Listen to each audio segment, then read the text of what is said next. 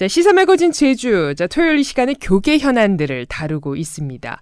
자, 기후 위기, 여러 환경 문제들을 기독교적인 가치관으로 바라보고 또 실천 가능한 노력들 얘기해보는 지구돌봄 프로젝트. 오늘도 기독교 환경교육센터 산림의 부소장인 김신영 박사와 함께합니다. 박사님 안녕하세요. 네, 안녕하세요. 반갑습니다. 반갑습니다. 자, 올 한 해 어느 때보다 이 기후 변화와 관련된 뉴스, 사건들이 참 많았어요.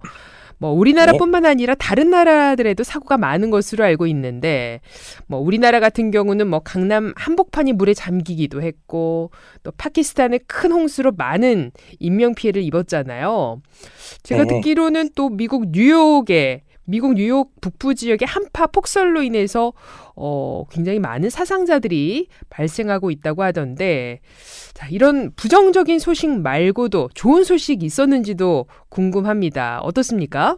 네, 항상 나쁜 소식만 있었던 것은 아닙니다. 근데 뭐, 나쁜 소식들이 사실 자극적이기도 하고 또 충격적이기도 하니까 더 많이 노출되기는 하는데요. 그래도 좋은 소식들이 있었습니다. 네. 먼저 2022년에는 재생 가능 에너지 생산량이 역사상 최고치를 기록했거든요. 네. 그리고 이 재생 가능 에너지 생산량이 계속 늘어나고 있어서 이제 2025년 정도가 되면 재생 가능 에너지 생산량이 다른 뭐 화석이나 뭐 화석 에너지나 뭐 원자력 이런 다른 에너지원들의 생산량을 능가해서 최대 에너지 공급원이 될 예정이라고 합니다. 그리고 지금 우크라이나랑 러시아 사이 전쟁이 계속되고 있잖아요. 네. 그래서 이 전쟁 때문에 러시아가 유럽에 가스 공급을 중단하면서 이제 유럽연합이 에너지 위기에 봉착했었잖아요. 그래서 그렇죠. 유럽연합이 이제 이렇게 가면 에너지 위기가 심각해지겠구나 해서 재생 가능 에너지 인프라 확보에 더욱 박차를 가했습니다. 그 결과 2022년 올해 2분기에는 유럽연합 에너지 가운데 43%가 재생 가능 에너지에서 생산되었고요. 또 태양광과 풍력 에너지 발전량이 또 새로운 기록을 달성했습니다. 그리고 음. 지난달 11월을 기준으로 보면 유럽연합의 탄소 배출량이 30년 만에 최저치에 도달했다고 네, 그렇게 언론은 전하고 있습니다. 그렇군요. 참 전쟁 때문에 이 에너지 전환에 속도가 붙었다는 것은 참 아이러니한 일이긴 하지만, 자, 에너지 네, 부문 탄소 배출 감소는 정말 좋은 소식입니다. 또 좋은 뉴스 뭐가 있을까요? 네, 두 번째는 이제 미국 뉴스인데요. 지난 8월 달에 바이든 정부가 미국 역사상 가장 큰 규모의 기후변화 관련 법안을 통과시켰다는 것입니다. 바이든 정부가 이 기후위기에 대처하기 위해서 이번에 3,690억 달러를 할당했는데요. 예산으로 할당을 했는데요. 여기에는 재생 가능 에너지에 대한 투자를 비롯해서 기업들이 친환경적으로 경영할 수 있도록 유도하는 다양한 인센티브 정책을 포함하고 있습니다. 음. 중국이 지금 탄소 배출이 가장 많고 그 뒤를 이어서 이제 미국이 탄소 배출 두 번째로 많은 국가인데요. 미국이 이런 결정했다는 것은 정말 중요한 뉴스라고 할 수 있습니다. 네. 자, 3,690억 달러. 뭐 우리 돈으로 치면 약 한 480조에 달하는 예산인데, 자, 이 네네. 법안대로 미국이 탄소 배출 정책 잘 추진해 가면 좋겠다 싶습니다. 얼마 전에 이집트에서 열렸던 27차 기후변화 협약 당사국 총회에서도 희망적인 뉴스 있었나요? 네, 있었습니다. 이번 회의에서 정해진 결정들 가운데 좀 의미 있는 합의가 있었는데요. 바로 기후변화에 취약한 개도국이나 좀 저개발 국가들, 이 나라들이 기후변화로 입은 피해에 이제 선진국들이 보상을 하기로 결정한 것입니다. 이번 당사국 총회 주요 의제 중 하나가 부유한 국가가 가난한 나라에 제공해야 하는 어떤 재정적 지원이었는데요. 네.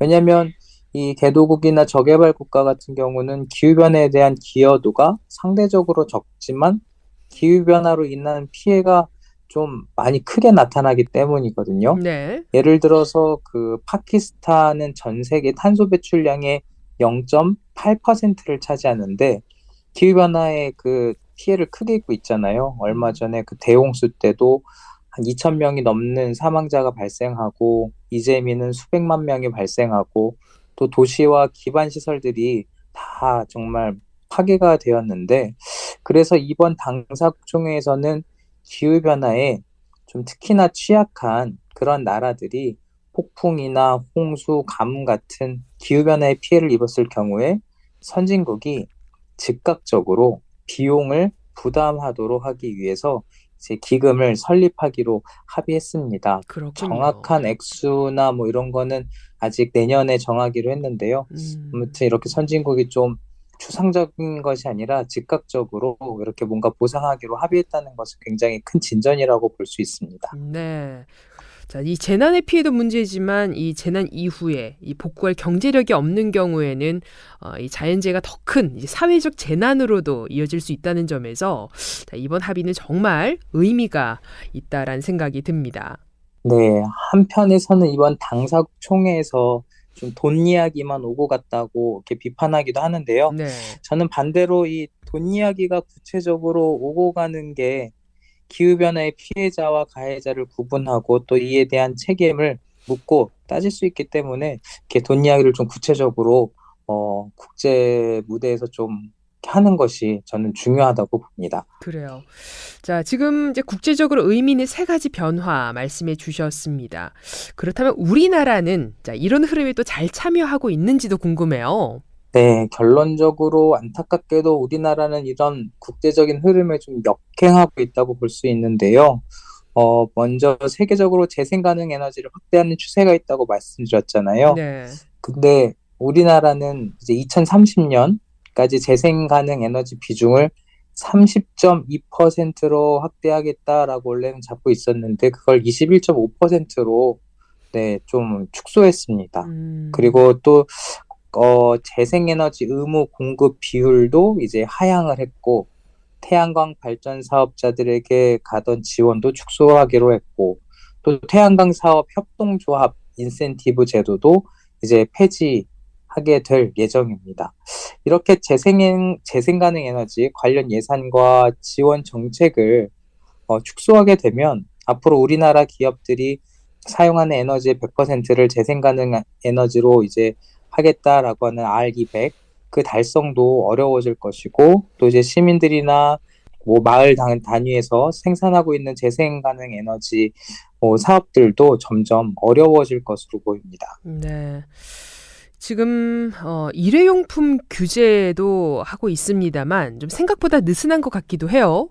네, 이게 코로나 전에는 뭐 카페에서도 다 규제하겠다 뭐 이러다가 코로나가 이제 터지면서 좀 유예가 됐었잖아요. 네. 그래서 다시 이제 2022년 6월부터 시행을 또 막 하려고 했었는데 특히 대표적으로 일회용 컵 보증금 제도 이제 커피 같은 거 사 먹을 때 일회용 컵에 한 300원 정도의 보증금을 붙여서 우리가 지불을 하고 그 컵을 이제 반납을 하면 300원을 돌려받는 뭐 이런 식의 보증금 제도를 이제 올해 6월부터 또 시행을 하려고 했었는데요. 그게 12월로 유예가 됐어요. 그리고 음. 또 이마저도 전국적으로 시행되는 게 아니라 세종시와 제주도에서만 시범적으로 하는 것으로 축소가 됐습니다. 음. 또 11월 24일부터 시행 예정이었던 일회용품 사용 규제도 이제 사업장의 자발적 참여에 맡기는 것으로 변경을 했습니다. 이는 네. 이제 유럽이나 이런 데서 강제적으로 좀 강력하게 플라스틱을 이제